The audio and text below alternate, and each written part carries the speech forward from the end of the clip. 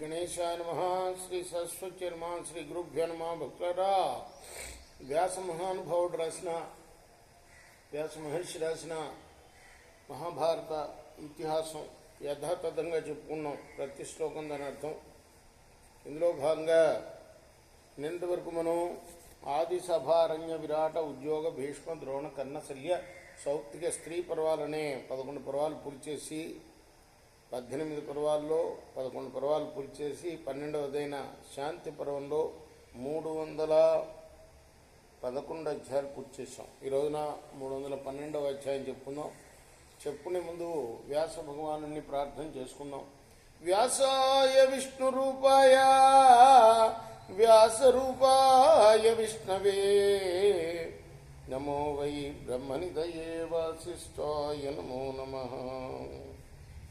నారాయణం నమస్కృత్య నరం చైవ నరోత్తమం దేవీం సరస్వతిం వ్యాసం తతో జయముదీరయే. అంజనానందనం వీరం జానకీ శోకనాశనం కపీశమఖ్యం తారాం వందే లంకాభయంకరం. సదా నింబవృక్షస్య ముదాధివాసాత్ సుధాస్రావిణం చిత్తమప్యప్రియంతం తరుంగల్పవృక్షాదికం సాధయంతం నమామీశ్వరం సద్గురుం సాయినాథం. సమర్థగురు సాయినాథ్ మహారాజ్ కీ జయ. యాజ్ఞవల్క్య ఉవాచ తత్వానాం సర్వసంఖ్యా చ కాలసంఖ్యా తథైవ చ మయా ప్రోక్తానుపూర్వేణ సంవారమపి మే శృణు. యాజ్ఞవల్క్య మహాముని చెప్తున్నాడు జనక మహారాజుకి, రాజా, ఇంతవరకు నీకు తత్వాల సంఖ్యను కాల సంఖ్యను చెప్పాను. ఇక సృష్టి ఉపసంహారాన్ని చెప్తా విను. యథా సంహరతే జంతు ససర్జ పునః పునః అనాది నిధనో బ్రహ్మ నిత్యశ్చాక్షర ఏవ చ.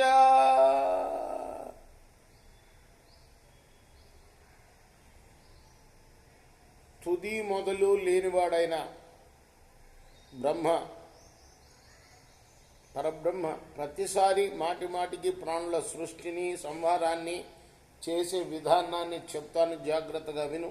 అహక్షయమధో బుద్ధ్వా నిశిస్వప్నమవాస్తథా అహక్షయమధో బుద్ధ్వా నిశిస్వప్నమనాస్తథా చోదయామాస భగవాన్ అవ్యక్తో అహంకృతం నరం. భగవంతుడైన ఆ బ్రహ్మ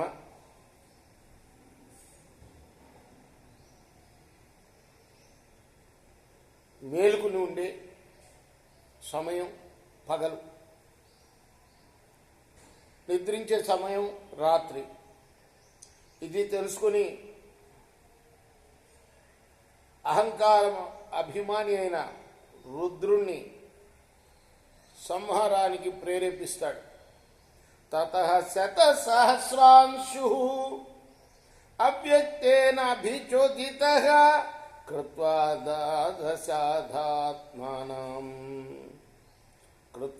ద్వాదశాత్మానం ఆదిత్యోజ్వలదగ్నివత్. ప్రేరణ పొందిన రుద్రుడు ప్రచండమైన సూర్యరూపాన్ని ధరించి తన 12 రూపాల్ని వ్యక్తం చేస్తూ అగ్నిలాగా జ్వలిస్తూ ఉంటాడు. చతుర్విధం మహీపాల నిర్దహచ్చాసు తేజస జరాయుజాండజస్వేద అజో ఉద్భిజం చనరాధిపరాజ. తన యొక్క జ్వాలలతోటి జరాయుజాలని, అండజాలని, స్వేదజాలని, ఉద్భిజాలని,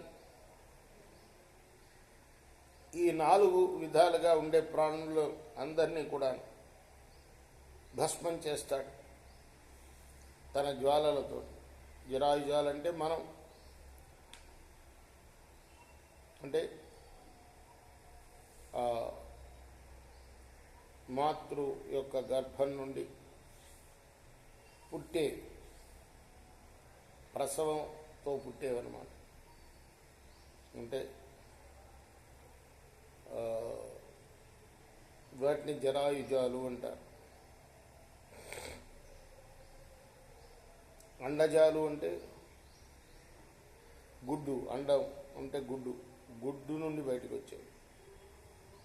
స్వేదజాలు అంటే పేలు లాంటివి. స్వేదం అంటే చెమట నుండి వచ్చేవి. ఉద్భిజాలు అంటే విత్తనం నుండి వచ్చేవి, చెట్లు చేమలు ఇవన్నీ కూడా. ఈ 4 విధాలతోనే జగత్తు నిండి ఉంటుంది. దీన్ని ఆయన తన జ్వాలలతోటి బ్రహ్మచేత ప్రేరేపితుడై భస్మం చేస్తాడు. ఎవరు? రుద్రుడు. ఏతదున్మేష మాత్రేణ వినస్తం స్థాను జంగమం కూర్మ పృష్ఠ సమాభూమి భవచ్చద సమంతతః. ఒక్క రెప్పపాటు కాలంలోనే ఈ సమస్త చరాచర జగత్తు నాశనమైపోతుంది. అన్ని వైపుల నుండి భూమి తాబేటి చిప్పలాగా కనిపిస్తుంది. కొన్ని పూలిస్తాను, తీసుకో.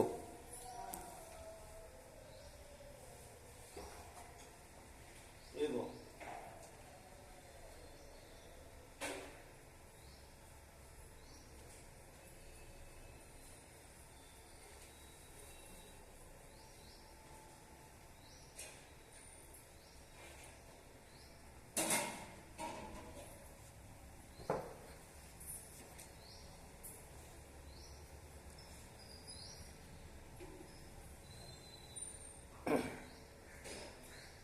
అన్ని వైపుల నుండి ఈ భూమి ఎలా కనిపిస్తుందయ్యా అంటే తాబేటి చిప్పలాగా కనిపిస్తుంది. జగద్ధధ్వామిత బలః కేవలాం జగతీం తతః అంబసా బలినా క్షిప్రం ఆపూరయతి సర్వశః. వెంకటేశ్వరం మెళ్ళలో దండ లేనట్టుంది చూడు. వెంకటేశ్వరం మెళ్ళలోనూ అమ్మవారి మెళ్ళలో చూడు, చూసిరా ఒకసారి. తతః కాలాగ్నిమాసాధ్య తతం భూయాతి సంక్షయం వినష్టేం భసి రాజేంద్ర జాజ్వలచనలో మహాన్. ఆ తర్వాత కాలాగ్ని జ్వాలలో పడి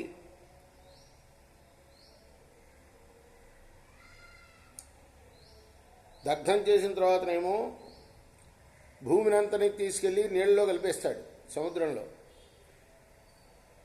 ఆ జలమంతా ఇంకిపోతుంది. దేనికి? ఇదంతా దగ్ధమైంది కదా భూమి అంతా. ఆ వేడికి ఇంకిపోతాయట నీళ్లు. అప్పుడు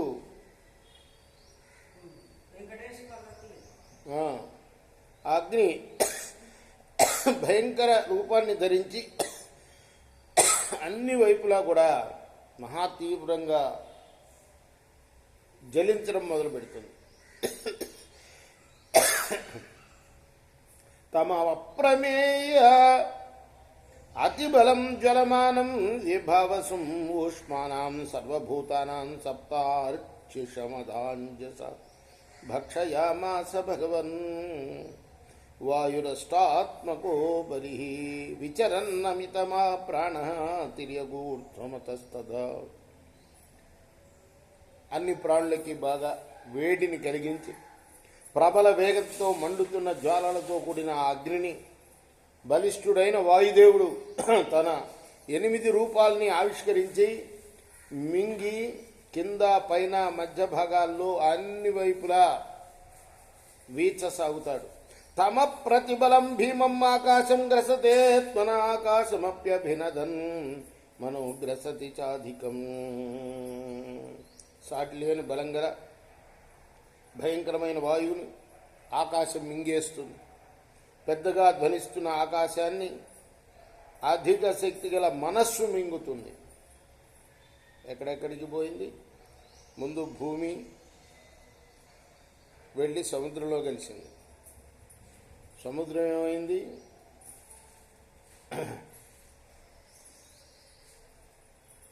సాటి లేని బలంగల వాయువు చేత వీచబడుతుంది. ఆ వాయువు ఏమవుతుంది, ఆకాశంలోకి మింగేస్తుంది వాయువు. ఆ తర్వాత ఆకాశాన్ని మనస్సు మింగుతుంది. మనోగ్రసతి భూతాత్మ సోహంకార ప్రజాపతి అహంకార మహానాత్మ భూత భవిష్యత్ భూత భవ్య భవిష్యవిత్. క్రమంగా భూతాత్మ ప్రజాపతి రూపమైన అహంకారం మనస్సును తనలో లీనం చేసుకుంటుంది.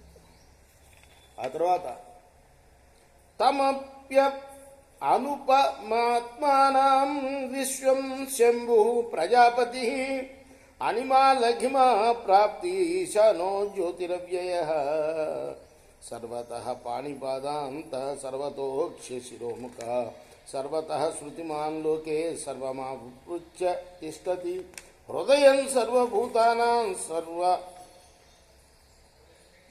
పర్వణాంగుష్టమాత్రకః అదగ్రసజ్జనంతో హి మహాత్మా విశ్వమీశ్వర. ఆ తర్వాత ఏమవుతుంది అంటే సర్వేశ్వరుడు అసమానమైన బుద్ధితత్వాన్ని తనలో లీనం చేసుకుంటాడు. అన్ని వైపులా చేతులు, కాళ్ళు, అంతటా నేత్రాలు, శిరస్సులు, ముఖాలు, కళ్ళు కలవాడు. జగత్తుల సమస్తాన్ని వ్యక్తం చేస్తాడు. అతడు సర్వప్రాణుల హృదయంలో బొటని వేలి కనుపు అంత ఆకారాన్ని ధరించి వెలుగుతాడు. ఎట్లా ఉంటాడట? ప్రతి వాళ్ళు బొటని వేలు యొక్క కనుపు ఎంత ఉంటుందో అంత మాత్రమే ఉంటాడట ప్రతి మనిషిలో పరమాత్ముడు. అనిమా లఘిమ ప్రాప్తి మొదలైన ఐశ్వర్యాలు స్వాధీనమైన వాడు, సర్వనియంత, జ్యోతిరూపుడు, అవినాశి, మంగళమయుడు, ప్రజాపతి, అనంతుడు, మహాత్ముడు ఆయన. తతః సమభవత్ సర్వం అక్షయావ్యయ మవ్రణం భూత భవ్య భవిష్యాలం స్రష్టారమనఘం అనఘం. తథా తర్వాత వినాశరహితమై నిర్వికారమై సర్వరూపమైన పరబ్రహ్మమే ఒక్కటే మిగులుతుంది. అదే భూత భవిష్యత్ వర్తమానాలు అనే త్రైకాలిక సృష్టిని చేసే పవిత్ర బ్రహ్మను కూడా సృష్టిస్తుంది. యేషోప్యయస్తే రాజేంద్ర యథావత్ సముదాహృత అధ్యాత్మం అధిభూతంచ అధిదైవంచ శ్రూయతాం. రాజేంద్ర, ఈ రీతిగా సృష్టి ఉపసంహారాన్ని, ప్రళయాన్ని నీకు యథాతథంగా చెప్పాను నాయన. ఇంకా అధ్యాత్మం, అధిభూతం, అధిదైవం అనే ఈ మూడింటిని గురించి కూడా చెప్తాను. తత ఇది శ్రీ మహాభారతే శాంతి పర్వణి మోక్షధర్మ పర్వణి యాజ్ఞవల్క్య జనక సంవాదే 12,300తమోధ్యాయ. ఇది మహాభారత ఇతిహాసంలోని శాంతి పర్వంలోని 312వ అధ్యాయం. రేపు మనం 313వ అధ్యాయం ప్రారంభం చేద్దాం. కృష్ణార్పణమస్తు. సాయి కృష్ణార్పణమస్తు. స్వస్తి ప్రజాభ్య పరిపాలయంతాం న్యాయేన మార్గేణ మహిమహీషా. గోబ్రాహ్మణేభ్య శుభమస్తు నిత్యం. లోకాః సమస్తాః సుఖినో భవంతు. కృష్ణార్పణమస్తు. సాయి కృష్ణార్పణమస్తు.